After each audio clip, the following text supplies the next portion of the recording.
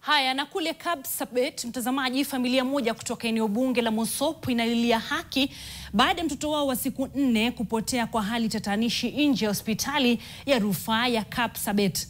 Wakiandamana na wanaharakati hii leo kutafuta majibu kutoka kwa hospitali hiyo, familia hiyo imehuzunishwa na tukio hilo, kwani hata mamake mtoto aliyepotea bado ni mwenye umri mdogo, na sasa wanataka uchunguzi wa kina kufanyika kwa haraka. Wanadai kuna wahusika wanaoendeleza wizi wa watoto katika hospitali hiyo.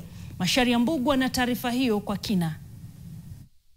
Msichana huyo anayetoka wadi ya Kurgung Surungai alifika katika hospitali ya rufaa ya Kapsabet kujifungua mnamo tarehe 1 mwezi huu, lakini alipokuwa akijitayarisha kurudi nyumbani siku ya Jumatano wiki jana, daktari ako mbele, sasa tuko kukuja kwa hii kliniki ya watoto juu. Kufika hapo kuna mama mwingine alikuwa ananifuata.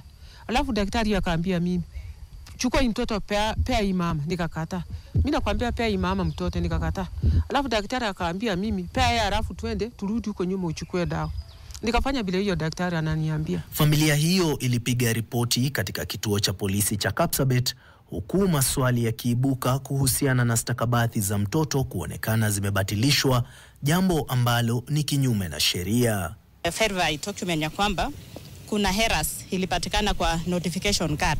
Apata dischargement letter haikuwekwa kwa, hakuna tarehe kwa hiyo barua na jina.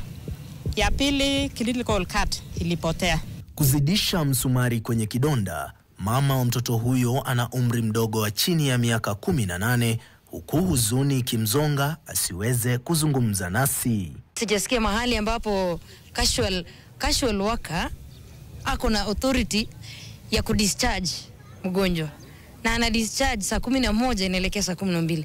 So mambo kama haya tunataka tuambiwe. Mama mwenye mtoto anapitia trauma, na pia shosho ambaye amemlea huyo mtoto anapitia trauma, na tuhitaji kitu kama hicho kwa sasa. Saa hizi distress, depression na hali ya familia venye ilivyo, tunaomba ya kwamba tuweze kushirikiana kwa pamoja kuona suluhu ya mtoto huyo ameweza kupatikana. Hadi sasa maafisa wa afya katika kaunti ya Nandi na hospitali hiyo aidha hawajatoa ripoti yoyote kuhusiana na tukio hilo.